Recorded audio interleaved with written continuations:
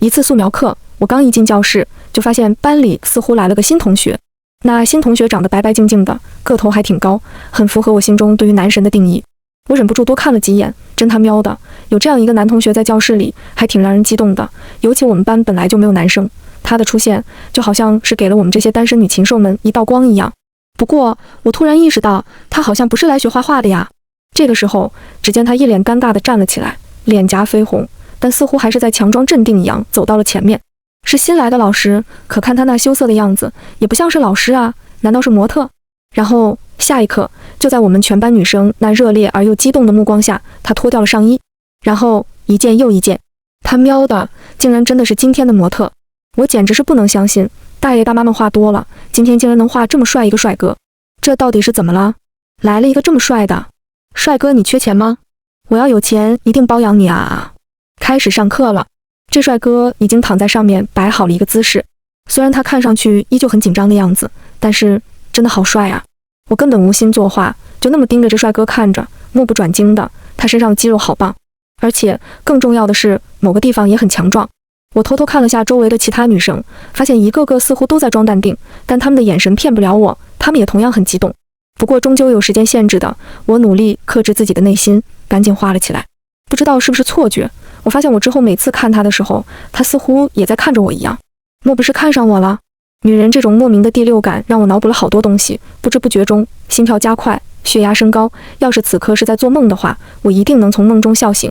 这节课在没有老师看管的情况下，我们画的都很认真。快下课的时候，所有人都画完了，模特起身开始穿衣服。我着迷地看着那模特，心里却是在盘算着，要不要去要个联系方式，然后认识一下呢？没准以后就会有好事，哈哈哈，差点就又笑出来了。那模特却已经穿好了衣服，向着我这边走了过来。我又一次激动了，他真的来到了我的身边，还拿起了我的画，幸福的要晕倒了。看上去脏脏的，没分清楚亮灰暗明，不及格。他放下我的画，去看其他人的了。我懵了，什么意思？他不仅是模特，而且还是老师？开什么玩笑？只是我画的那么认真，凭什么不及格呀？我其实已经工作了，在某漫画公司做编辑，平时的工作就是找漫画作者画漫画，或者把编剧写好的本子给一些画手去画。优秀的画手赚得很多，我不免有些眼热，所以才去报了班学画画。没想到还没学会画画呢，自己的心却已经被人给偷走了。你就说你身体都被老娘给看光了，老娘要对你负责。闺蜜怂恿我主动出手，但我真的是不敢出手。母胎单身20多年，要是有主动出手的勇气，该是早就不单身了吧。我叹了口气，回复闺蜜，要是她只是个模特就好了，那样我就只是馋她的身子，不馋她的人了。没想到她还是个厉害的画手，这种人性的光辉老娘实在挡不住啊。挡不住就出手啊。你不主动，难道等她主动？怎么主动？就说你那天画的不太尽兴，没画好，让她再裸一次，你专门给她画，这不就有机会了？啥机会？你傻呀？只要她答应了，你们单独相处，你也脱了，这是我的好闺蜜呀。这种不要脸的事情我做不出来啊。想到这里，我没忍住，打开情盖，排山倒海地抒发了一下情绪。从小我就这样，一紧张焦虑就谈贝多芬，业余时集无数打骂寂寞，换来了一个发泄出口。砰！楼下不知道哪个更年期大爷打开了他的震楼器，没谁了。与那更年期大爷的震楼器对抗一阵后，我最终还是没忍住心中的激动，放弃与更年期大爷的对抗，在群里加了小张老师的微信，开启了撩汉之路。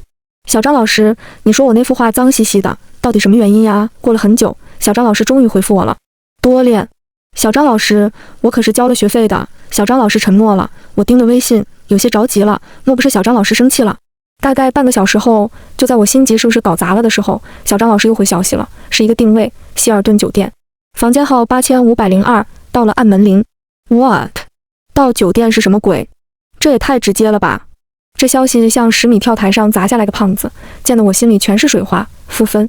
我赶紧问闺蜜怎么办，闺蜜回复了我一个白眼，爱去不去你自己决定，错过了别后悔就行。后悔？我怎么可能？不过心里不知哪个小角落竟有一丝失望。小张老师在我心中大约是个男神了。男神这么随便的吗？约一个只见过一面的画室学生去酒店？我使劲晃了晃脑子，对自己的内心深处大吼，拜托清醒点，你不就在等这一刻吗？我心一横，呵呵，去酒店怎么了？反正我又损失不了什么，为什么不去啊？我一本正经地站在镜子前整理着着装，只是一个很简单的理由，就说服了我自己。知人知面，还得知心。我替广大女同胞虎口探险，死而后已。希尔顿酒店就在我住的小区附近，出门左拐，又过了一条马路就到了。来到8502的房间门口，之前鼓足的勇气在这一刻似乎又泄了下去，伸出手想要敲门，却又停了下来。我这似乎也太不矜持了吧？跟主动送上门有什么区别？我可不是这样的女人啊！门突然开了，小张老师站在门口，他穿着一件干净的白 T 恤，下身是一条短裤，整个人看上去依然光芒耀眼。进来吧，他很平静地说道。我却愣住了，我还没敲门呢，他怎么知道我在门口？似乎是看出了我的疑问，小张老师一边往里面走，一边说道：你询问前台的时候，前台就已经打过电话了，刚刚前台又来了电话，说有人站在我门口，我这才明白了过来。果然，这高档酒店就是不一样啊！往里面走了一步，房间里有一股特殊的味道，让我心中疑窦丛生，同时内心更加期待了。我想了半天，恍然大悟，那是小张老师身上的沐浴露味道，淡淡的，似有若无，但足够让我大脑宕机，反复刷过一行字母 ：Oslo。他这一定是故意的，要用氛围扑倒我。天啊，我不担心他会不会扑倒我，我比较担心我会扑倒他。我将包包放在桌上，安静地坐在床上，床很软，很舒服。我偷偷地看了一眼小张老师，小张老师没看我，一本正经地在柜子里翻找着什么。我分明看到柜子里东西很多，似乎是他常用的。他是这里的常客。一时间，我脑海一片混乱。他这样约过多少次女生？我是第几个？现在我的姿势算优雅还是放荡啊？我内心忐忑着，可是身体又做不出直接离开的举动，就像是被嵌在了床上一样。我该怎么办？成败在此一举了吗？脑子跟床单一样空白的我，最后的念头是应该选那套黑色超薄蕾丝的维密啊。然后洗手间的门开了，一个18、19岁的男孩从洗手间走了出来，看到我脸颊绯红，微微躲避。啊！小张老师竟然还找了个同伴，我错愕在原地。小张老师似乎发现了我的不对劲，看向了我，问道：怎么了？此刻看着小张老师那平静的样子，我感觉我的高跟鞋已经按捺不住，只想狠狠地往他裆下一踢，可是我不敢，这里是他的主场。小张老师，我忽然想起那个，你怎么了？他依旧一脸云淡风轻。我那个家里锁还没门，我得回去观察一下。说着，我的脚开始不动声色往门口挪。是的，我承认我怂了。小张老师路子太野，我们还是后会有期。你在发抖？空调太低吗？小张老师好奇地看着我，我的心开始颤抖，他的心理素质明显很好啊。我颤抖着说道：我不冷。天啊，原来一个人牙齿打颤的样子，好像一条狗啊，一条主权尽失的狗。叮咚，门铃声响起，我愣住了，错愕地看向门口。年轻男孩过去打开了门，门口站着仨女的，都不约而同地夹着画板。就在这时候，小张老师从柜子里找出了旧画板来，递给我，忘记跟你说带画板了。这个你凑合用一下。他又看了门口一眼，人齐了，这节课画女体，等模特到了，我们就开始上课。原来这只是小张老师的私课。我，年轻男孩，后来的3个女生，不过都是来学画的而已。在我脑补好多个室内动作片的时间里，小张老师一心一意、专心致志地给我找画板，丢人啊！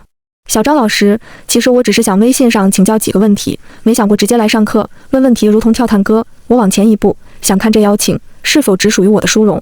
他削着铅笔，惜字如金，打字麻烦是我想多了。干！其他几个人都各自做好了上课的准备。我看着小张老师的背影，有些出神。他出去接电话了。等到他从外面回来的时候，明显有些焦虑。女体模特来不了，他过去将画板收起。临时找模特太难了，来不及。这堂课改到明天吧，我有点失望。其中有个长得比较漂亮，看起来很强势的女孩突然说道：这怎么行啊？我好不容易挤出时间来参加这个课的，你说改就改，不用负责任的呀。对啊，我明天也没时间啊。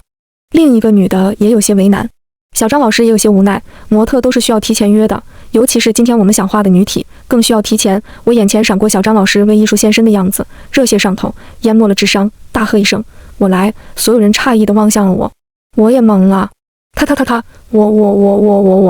我这是把自己往死路上逼呀！我凭什么要为小张老师为艺术献身啊？就算我愿意，艺术他也不愿意呀。那个漂亮的美女突然看了看我，你不行吧？骨骼也不够匀称，身材比例也不好。我愣住了，然后脸忽然涨得通红。枉费我一世英名，居然半个字也反驳不出来。小张老师看了我一眼，上下打量了下，随后淡淡的说：他可以。What？ 小张老师这句他可以让我感觉意味深长。我疑惑而又不解地看向了小张老师，小张老师却是语气平静：既然你愿意，就脱吧，脱。好，行的。20年后又是一条好汉。解开内衣只需要1秒钟。啪的一声，很快啊！最后1秒，我临阵脱逃了。我谎称身体不舒服，想跑，那个美女拦住了我。是不是对自己的身材不自信啊？我傻愣在原地，不知道该说什么，求助一样的看向小张老师。小张老师目光清澈，似乎没有什么杂念一样，说道：“当过模特你就知道了，这道心理障碍其实不难突破。”我看着小张老师，他的眼神依旧非常清澈。最终，我还是鼓足了勇气，来到床边上。小张老师啊，希望今天之后一定记得我今天的贡献啊，不仅仅是给你解围，更重要的是，这是我今生第一次跟别人坦诚相见啊。我躺在床上，摆好了一个姿势，脸上挂着一丝淡淡的笑容，心里却是有些失落。小张老师看我的眼神太纯洁了，就像只是在看着一幅自己要画的物体一样。难道他就没一点点心动？不过我这也算是有出息了吧？成年后第一次被男人看自己的身体，要不你还是把内衣穿上吧。小张老师突然沉稳开口。我愣住了，怎么突然让我穿 bra？ 姑且当你无法直视我，会心猿意马。谁知他接下来摇摇头，画出来没有美感，我的脸瞬间黑了，内心蓝蛮屁。那你又说我可以？看着周围还有那么多双眼睛正盯着我看着，我只好是忍了下来，按照要求穿上 bra。好不容易熬到结束，从酒店出来的时候已经是深夜了。我一个人往小区里慢慢走着，渐渐发现后面似乎跟着一个人，是小张老师。他竟然跟踪我，而且走得一本正经，好像根本不介意我发现他一样。我继续往前走，心里却已经乱了谱，赶紧拿出手机来跟闺蜜通报了此事。闺蜜很快回复我：好机会啊，让他跟，你故意走没有路灯的地方，人少的地方，创造机会。万一他对我犯罪呢？你不就盼着他对你犯罪吗？瞎搞。没再跟闺蜜说话，我内心忐忑的又走了一段。等到了小区之后，我发现她也跟进了小区。我突然觉得人生妙哉呀！扭头看向小张老师，不再躲避，我微微笑着：小张老师，你这是什么意思啊？我羞红了脸。小张老师一脸平静：什么意思？还不承认？我扭捏着：大半夜的，你跟着我做什么呀？小张老师停下了，上下打量着我，就像是打量着什么怪物一样。片刻后，小张老师指了指前面一栋楼，说道：8号楼，我住8号楼。我一愣，脸颊绯红，可又想多了。不过我也住8号楼啊。一起回家的路上，我鼓足了勇气问他：小张老师，你一个人住？是的。为什么不找个女朋友呢？没兴趣。啊，你是gay？不是。那你为什么没兴趣？不知道。好吧，当我没问，气氛降到了冰点，有些尴尬。小张老师平静地走着，等到了楼门口，他用卡刷开了门。我和他一起往上的时候，他终于开口了：你几楼？啊，12楼。哦，1201。是的，我很惊喜，他怎么知道我是1201？莫不是之前就关注了我？现在终于说漏了。你晚上早点休息。我笑着，谢谢小张老师关心。你少弹钢琴吧，隔音真的挺不好的，所以早点休息。吵到我了，他就是楼下那个更年期大爷。很多个夜晚，每次当我心情不好的时候，我就控制不住想坐在钢琴前弹一首《命运》。我感慨过自己这多舛的命运，但命运恕不能改呀。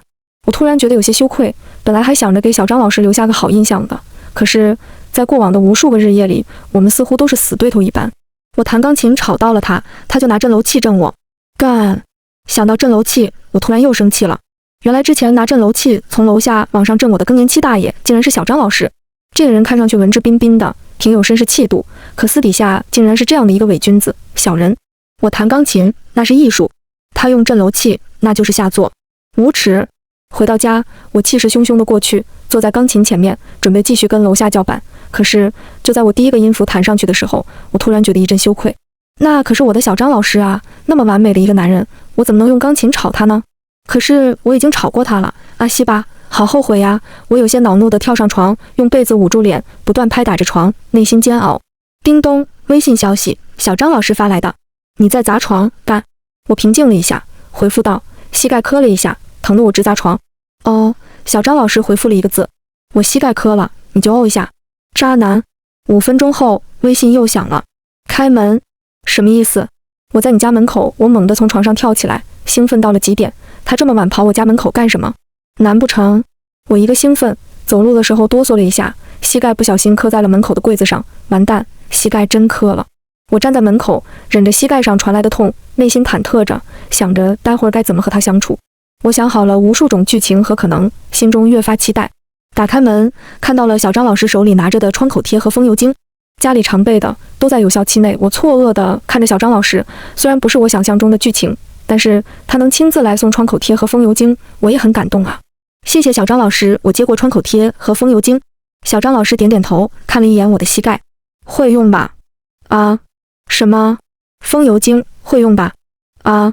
不会，风油精不会用，一抹就可以了。我是真的不会用，因为我从来没用过这东西。小张老师从我手里接过风油精，说道：“过去躺着吧。”好暧昧呀！我过去躺在了沙发上，小张老师坐在一旁，伸手沾了风油精，给我涂抹在了创口处，一股凉爽的感觉，心里暖暖的。洗过澡没？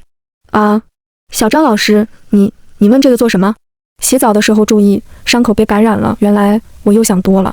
哎，自从知道我俩上下楼之后，钢琴和镇楼器的敌对似乎就已经被我俩给抛之脑后了，谁都没有再提起过。每周末去画室的素描课，他都会开车带我，而他自己开的那个私课，我们也都是一起走过去的。可我们之间的关系却始终没有更进一步，这让我特别的捉急。他也不像是个榆木脑袋呀，可怎么就捅不破这层窗户纸呢？我跟闺蜜吐槽，闺蜜很快回复，他是不是已经有家室了？怎么可能？他这种人要是有家室，我都生一堆儿女了。那要不就你表白？开什么玩笑？再怎么说，我也是堂堂一仙女。让仙女表白，这得多掉价呀！其实我不想表白，主要是害怕被拒绝。那就逼她表白，闺蜜给我提议。对呀，逼她表白呀！我心里突然生出一条妙计。周末又一次素描课结束之后，小张老师开车等在楼下。我过去之后，一脸歉意地说道：“抱歉啊，小张老师，今天有个男性朋友来接我，我就不坐你的车回去了。”说完，我心里得意到了极点，同时也有些忐忑。这计谋是相当好的，主要就看他反应了。果然，他有些诧异地问我了。追你的，哦，那你小心些，我先回去了。就这一脚油门，小张老师竟然开车走了。我看着开走的车，心里奔腾而过1万匹草泥马。这他喵的到底怎么回事嘛？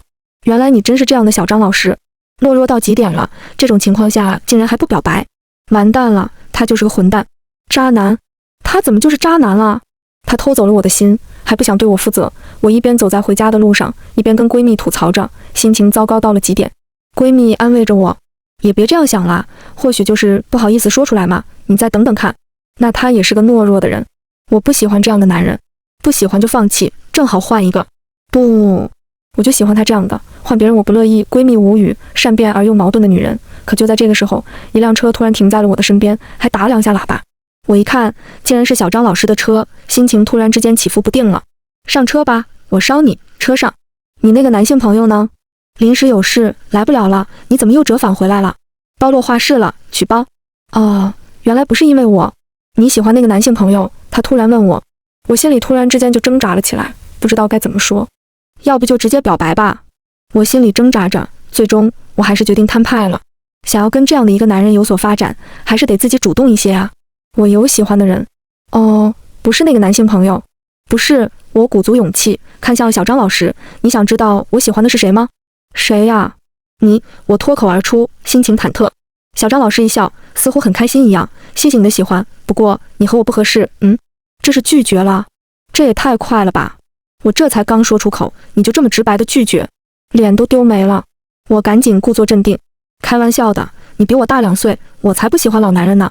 那就好，这次表白就这么失败了。回家之后，我哭天嚎地，砸墙踢床的。第一次向男人表白，竟然失败的这么彻底，我真是悲痛欲绝啊！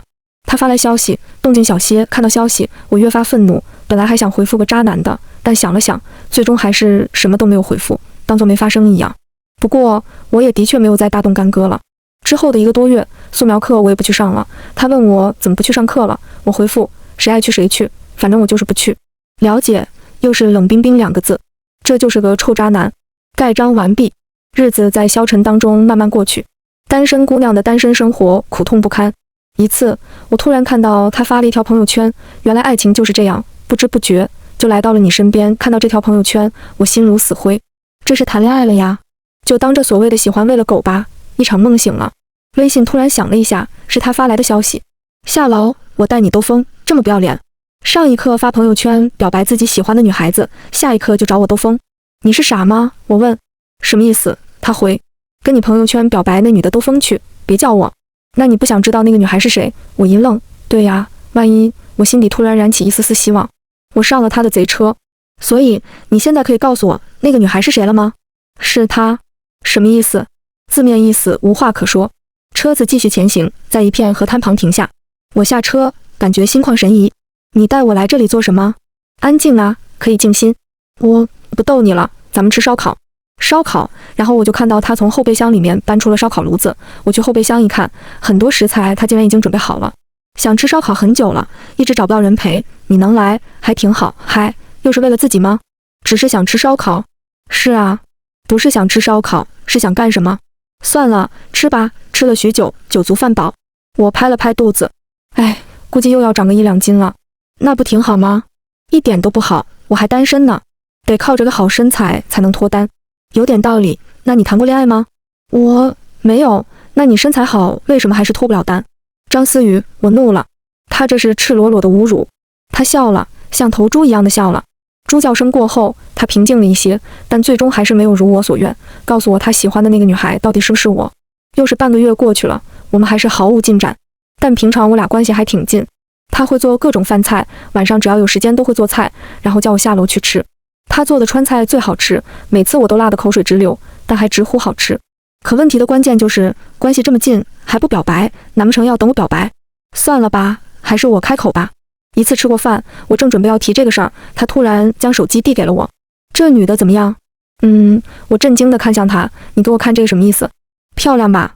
身材还行吧？我假装平静，微微点头，漂亮。哦，那就行。我有些生气了。张思雨，你想干什么？就是让你看看啊，你觉得漂亮就行。你给我说清楚，你跟这女的什么关系？吃醋了？他突然笑了起来。我愣了一下，随即呵呵一笑，才没有呢，我跟你什么关系啊？我为什么要吃醋？对啊，你没吃醋的理由啊。那行，只要你说漂亮就行。张思雨，我怒目圆瞪。他一本正经，我不明白我做错了什么。